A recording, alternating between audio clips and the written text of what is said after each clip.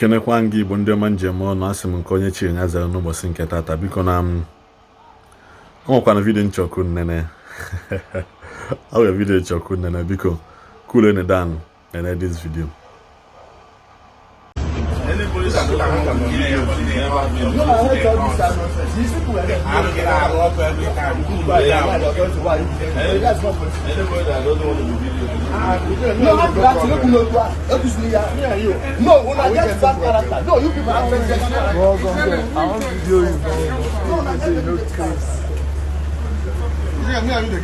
No, you are bringing the problem now. What is your problem with the camera? If you have a problem with it, because these people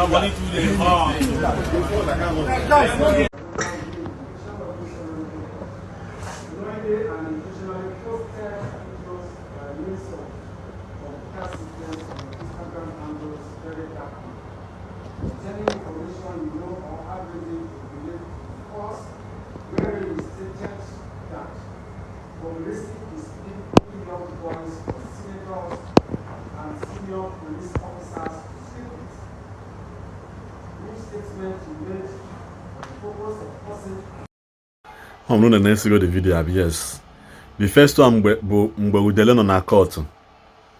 Udele nọ na court wee tụọlụ ndị Zion lawyers ọgụ. Gịnịkwa na-ese? Na-agbịrị kamera na-agbịrị kamera na-ese ya na foto epost na internet na-ada ese foto epost na internet. Na the way say cyberbully ya that na-akpachara na ya file what charges against the Zion lawyers nọ na-abịa na court. And one of the lawyers not there, one lawyer no for that place. One of the lawyers not there bukwa. I'm a very nice guy. Very powerful nice guy. I'm trying to make you me go, but that guy is small though, not the mighty. That guy is small, not the mighty. You watching the video Okuroku, where he oku take him. Then the second video no for a very dark man. He detained Goku again na prison till next week on Wednesday.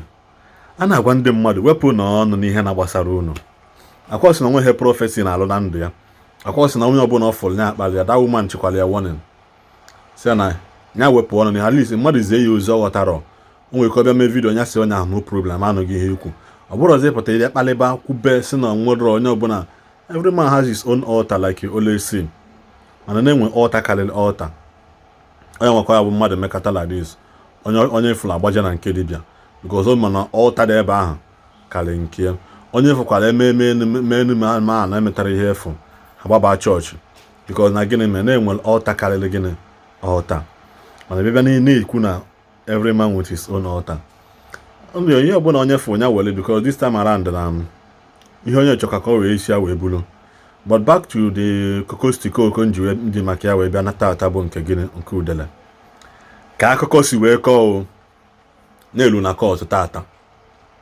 Gidi o a na-akpọpụtachi Udele ịmago ndị Zion ndị otu tim Udele welekwa ndị otu tim onye dị ya kedafia anọ tim Showore wee welekwa vidio ịmago wee show phone Showore na-eme vidio gidi a na-eme vidio na-esechacha onye ọbụla amago na vidio kwuwe ndị Zion lawyer wee wepụtakwa enu nke ha and some other lawyers representing many branch of churches and the teacher application and the submit a petition against him and some people also cha no yebu so ha nwerekwa phone nke ha record banu ka e wee maraja mbe na bụ nke bụ oke ka o si ya ejiri post ihe na mere eme o nwere ki record cha na video pụta igba asị na na ndị bịa na operate gị 1212 de la tuogo na again na-ejikwa wee na-eme ya video post na internet mana ndị otu unu ji video ese na ihe dị ahụ Showore bulu ụzọ secha pụta were na-epost na Sahara Report nọmba 1 ojighị gbala ego na website ya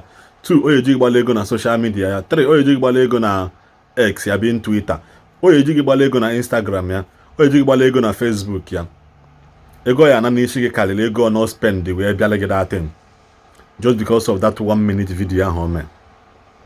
Yes, ego ya gbata n'isi gị karịrị but if roze in that angle ihe mezi bịa n'ụba ọgụ because ka o si aba mba happy ya ebe ahụ ọ rụkwara dị maka mmadụ ụla mbụ Udele because na unu fụ ka o si vibrate na-emegbogo tugo na-aba sọsọ na-ese gị vidio mana ndị otu unu bụ ụzọ segbe vidio Showere bụ ụzọ that very day ọbịa the first court onye bụ ụzọ mewe video post be ọ bụ ụzọ mee video na Ikoyi magistrate court nke dị side kedu afọ anọ nke dị side chifere side computer village emechaa nke ahụ na nkịta abịakwa n'ọzọ uche ofu ihe ahụ a na-ekwukwa ekwu udele buru ụzọ tụwa ọgụ uche ndị bịa wee na-achụzi where do we go from here akwa onye na-ayọ ọkụkọ onye na-achị na-ekulonụl ya mgbọsị a ịma na ihe na-eme this man is that na every day ọ na-echenji ọnụ any court abụ na-abịa ọ na-echenji ọnụ the whole evidence dị against you shows that you are guilty. You are very, very guilty of all the whole charges labeled against you. Mana ịpụtazịa ị na-eme gwere otugo na nwere ihe na-eme na onye ahụ gidigidi na ị na-agbakwa sata m ya ọ bụrụ mgbe udele mmasị for example ajeje ya biko sisi oke si wepụta okwu a na court ka esetụla based on mutual level ebe ọ na wee ke ya njọ is that na enwere ofu mkpụrụ onye Igbo na-abịa for his bailing apart from Showere na-achọ ka ọ gba na oyeji udele wee zolo political ambition because he still has one ka asị na ọ na-stand for the masses. Apart from that one o nwere ihe ọzọ a na-ekpe ebe ahụ a na-akọ dị mma ihe na ha na-akọ ebe ahụ weta aka bịa lie aka weta aka bịa lie aka. O nwere ofu onye Igbo bụ na onye Igbo abụ prominent person asị oke na onye abụ onye ama ama onye abụ Obi Kubana onye abụ atọ eze n'ukpu onye abụ onye ada otu apụtakwunu nse na nke anụnwa even lọ ya anya nzu ahụ bịa kwụtara for Mathias mgbe ahụ bịa yọba because na ọ bụ na Lord Zeus abịarọ eje meet ya akụ Zion ayọba biko anyịwagoro ka wepụta case na kọtụ then the other nwoke chief senior advocate of Nigeria nke ahụ kpọọ Hazeko si ji esetụlụ ahịa ewe Mathias wee burugodo wepụta case ya na kọtụ because this ube ọnụ ndị be ha ji ọnụ ndị otu ha si eme gịnị si akpọrọ ndị mmadụ ma na ọkwa esighị ite nke mma ji abaji na-aghọta so na ka o si dịrị udele kịta ọ na-adị ka ọ sịrapị ya ka ọ naba anaba mana histina the mood ọ ka nọ na ahapụ ya ọ ka ya eme nke ka nka Asanja achọrọ na have not achọbeghị m ka udele pụta sị ka jikwa ebe a from na-eweta aka ebe December okay court asị na no more sitting of court till next year because the Fed be m ebido kwube maka ka a hapụ udele bụ ọ bụ na maazị apụtana maazị pụtazi wee maazị oke kedu ka esi tinye okwu anụnwa n'ọnụ because na ọ bụrụ maazị ụzọ pụta kịta ha yiri mkpali udele ya enye mmadụ na social media dị ọkwa na-adị. I don't know if you people are seeing it from this angle nsi ya ụdị mkpali o enye ndị mmadụ na social media adịrị adị ọ na-asị jikwu ya because na Showere na on his own part na azọkwu kesi ya na Ned Nwoko azọ that's o ji si obodo oyibo nata because ọ bụ na n'obodo oyibo decide ya Ned Nwoko eje buti ya bata ya ebutezi ya ebute ọkalịa njọ ka mmanụ oji okwu ya na-abụ nata ọ bụrụ na ọ nata n'onwe ihe ọ bịa bịa mee ọ Ned Nwoko onye na kesi ha na-abụ dị na court ma o ji wee nata ka ọ bịa zala ọnụ ya because what if afa ndị anya nwa na onwe nke ya guilty now o jebe wee n'okwu extra 3 months na 4 months makwa na ha na-abịazili udele sitting. So asị m ka m nweta this update because na it's all about free fall fight ka enwe na court because na udele na-eshi nka nkọ nwere isi mana ya keep bringing you guys update kunu solukwa m na-afụ ihe m na-afụ na social media kọdụ na mgbe ọzọ ndị be anyị.